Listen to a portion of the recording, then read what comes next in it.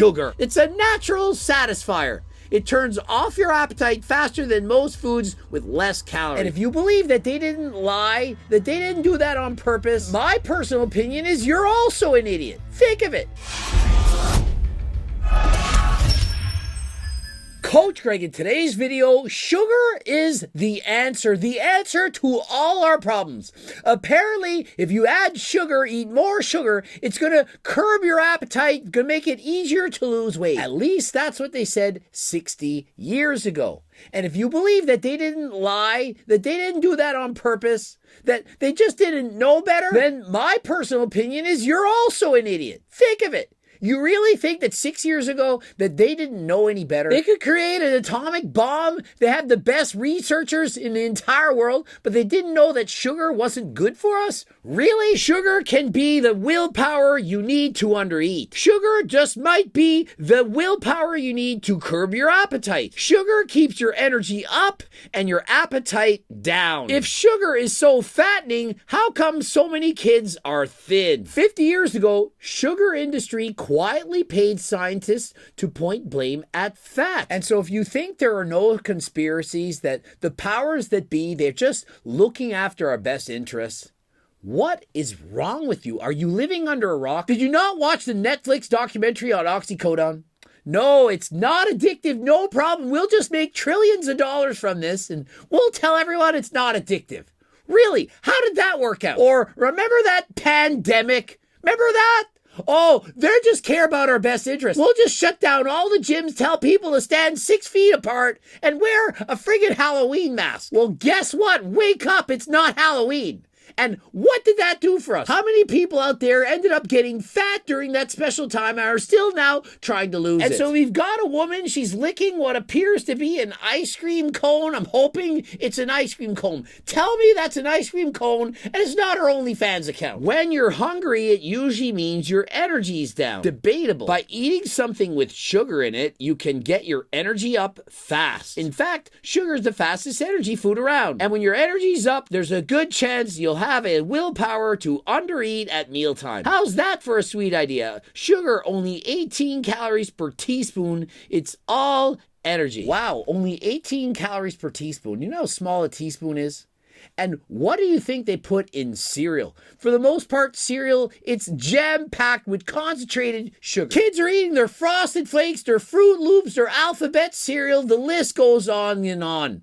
And it tastes great. At least that's what Tony the Tiger told me. And he seemed cool. And so when I was a kid, I ate cereal every single day for breakfast. And the parents, they loved it. Saves them time. Here, eat some cereal. I don't want to make you anabolic French toast. Why would I do that? That takes time. And so the parents and their children, they are brainwashed into thinking every morning we should have sugar, we should eat cereal. And that Coach Greg, he makes no sense telling people to eat from his anabolic cookbook, low-calorie, delicious recipes. Why we do that? Cereal is so much quicker. We know it sounds odd, but it can work. Spoil your appetite by eating something with sugar. Sugar works faster than any other food to turn your appetite down and your energy up. Then when mealtime comes, you're less apt to overeat. Willpower never tasted so good. Really? And so what they're literally telling us 60 years ago in commercials, in advertisements, is that if you eat sugar, it's going to curb your appetite, it's going to help you to lose weight. The exact opposite of the truth. Yet people believed it. And so do you really think that anything has changed? Do you think that the advertisers are just 100% honest, that they wouldn't say anything to deceive you? And so anytime you see something that seems too good to be true, ask yourself, is it too good to be true? Have a soft drink before your main meal. Imagine, let's just drink a bottle of pop full of sugar before your meal, and that's going to curb your appetite. Or will it in fact do your opposite? Well, I'm telling you, if you eat a bunch of sugar, most likely it's going to trigger you to want to eat more. You taste just how good that is, and it makes you want to have more. And so imagine thinking that drinking high-calorie, sugar-concentrated things such as pop and ice cream is going to help you to diet, help you to stay full, help you to not be as hungry, when it's exactly the opposite. low-calorie dense foods, things that are lower in sugar, are going to help you to stay on your diet and make it easier to stay satiated. Willpower fans, the search is over, and guess where it's at? In sugar. Sugar works faster than last time in any other food to turn your appetite down and turn your energy up. Spoil your appetite with sugar and you could come up with willpower, the willpower you need to eat less and maybe even way less. And so there you have it. If you eat more sugar, you're going to lose weight. That is the advertisement. That is what they're telling you. Just imagine if they said this right now. And so you can either believe that they were just so stupid back then that they had no idea that sugar could actually make you hungrier, that it wouldn't help you to lose weight, or you can believe it's a conspiracy that they actually lied on purpose. Pick one, has to be one. And does this not remind you of the old cigarette commercials? You could smoke cigarettes, it didn't do anything harmful to your lungs. Only, how did that turn out? Oh, quite a few lung cancer cases reported now, isn't there? How sugar helps Weight Watchers stay inside their belts. The thing that most often makes a belt too small is an appetite that's too big. How can you eat less food without being hungry all the time? Sugar! It's a natural satisfier. It turns off your appetite faster than most foods with less calories. Sugar as a seasoning for soup. Folks in taste tests said they preferred the foods with sugar added, not for the sweetness, but for the truer flavor of the food itself. Really, you're going to believe that? And so just because something says something in an advertisement doesn't mean it's actually true. And so if sugar is so fattening, how come so many kids are thin? Well, 60 years ago, it's because kids were active. They ate a lot of sugar, but they went and burnt off those calories. Remember, it's CECO, calories in, calories out. But today's day and age, 60 years later, how many of those kids are exercising as much as they once did? Not many. They're playing Nintendo, they're playing on their phones, they're scrolling through the internet. They're not nearly as active as they once were. And so obesity, it's on the rise. It's become an epidemic. Next time you pass a bunch of kids, take a look. Kids eat and drink more things made with sugar than anybody. But how many fat kids do you see? A lot of fat kids. And so imagine just how poorly this aids. Oh, look around at all the kids. They're all skinny. They all eat a lot of sugar, right? So sugar is great for us, keeps us skinny. Look at the kids around you now. Look around. How is it working for them? There's a useful psychological effect too. The good natural sweetness of sugar is like a little reward that promotes a sense of satisfaction and well-being. Yeah. It releases dopamine, gets you addicted to that feeling. And so what happens is you start eating a bunch of sugar and you get addicted to it. Very hard to stop yourself. And so if you continue to give kids sugar, whether it's in cereal, candies, and so on, what do you think is going to happen? They're going to want to keep eating it. And eventually they're going to become adults. They're going to be addicted to junk food and they're going to keep eating it. They're going to become obese and it's not good. The thing is, good nutrition comes from a balanced diet. And a balanced diet means the right amounts and the right kinds of protein, vitamins, minerals, fats, and carbohydrates. Now, what's one important carbohydrate? Sugar. Sugar isn't just good flavor, it's good food. And so get out there and buy a bunch of sugar. That was the advertisement they were giving us. And so now that you reflect on these ads, do you not see how ridiculous it is?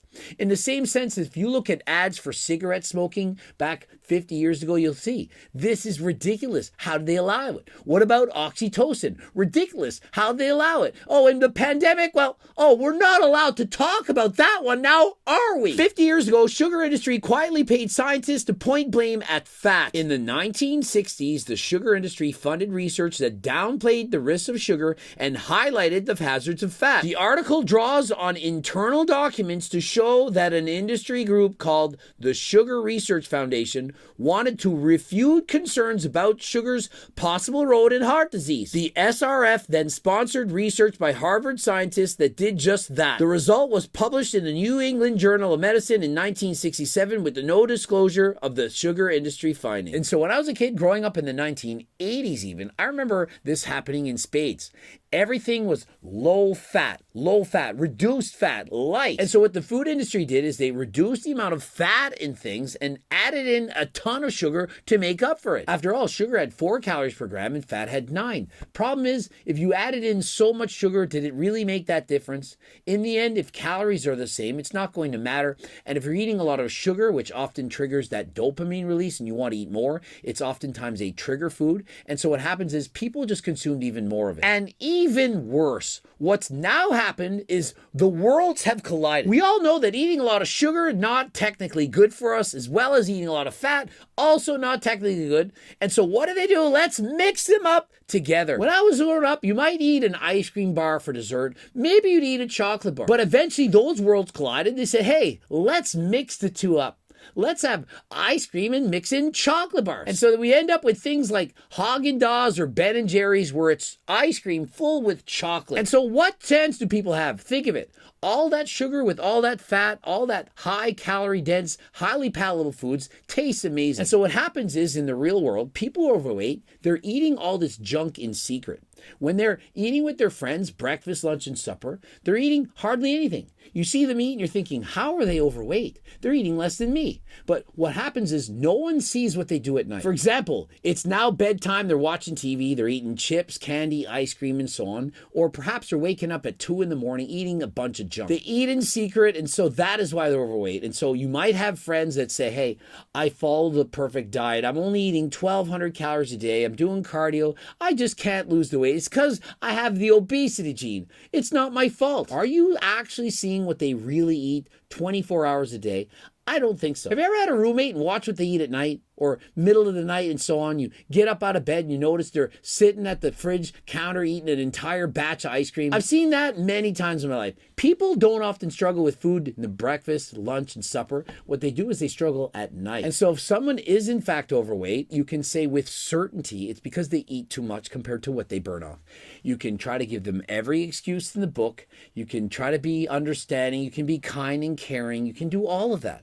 But in the end, you know and I know they eat too much food. It might be an uphill battle for them. They might have more hunger hormones, more ghrelin, less leptin. They might have a slow metabolism. They might suffer PCOS. They might have several excuses that make it harder for them to lose weight. But one thing you know is if they eat less food and burn off more calories, they can in fact lose weight. And so looking at an example box of cereal, we can see whole grain oats, the first ingredient. But what is the second ingredient? Sugar. And why is that? It tastes amazing. It makes it taste good, and so people are going to rebuy it. And so when you see a commercial saying it's magically delicious, that it tastes great, why do you think that is? Think of it. It tastes magically delicious. They're targeting cereal ads, candies, junk food at children. The parents want to shut their kids up because they don't like them whining and screaming all the time. They give them phones, they give them tablets, they give them whatever. Just stop bugging me, because parents are so busy themselves trying to make money, trying to put a roof over their kids' head, feed them, and so on. And so people aren't doing what they should be doing. We try to silence our kids with cereals, with TV and phones and so on. No one's communicating. People aren't talking. No one has friends in the real world. No one's going out and exercising. And that is the problem with today's society. And so Jesse Eltzer put this together. It says, Fake Friday. 60 years ago, these were real ads approved by the powers that be. There's not a lot to stay here. They are bonkerville. Seriously, scroll through and read them. These were approved ads that customers assume were valid and came from an authority. Today, Quaker Oats, Kellogg's, and General Mills do the same thing, but more cleverly, as they market their sugary snacks and cereals as nutritious. There's a lot of money in sugar. There's a lot of money in cereal. Marketing claims on cereal and food products like Hard Healthy, Cheerios, or pediatrician approved, or lowers cholesterol isn't in the interest of the consumer. It is in the interest of the company selling the product. Despite these ads, we know processed sugar is a high-risk factor for weight gain, type 2 diabetes, and potentially cancer. Big sugar still exists despite that, and it's gotten sneakier. Don't assume that since it is on the shelves and some marketing executives slap the word nutritious or healthy on a box, that it's good for you.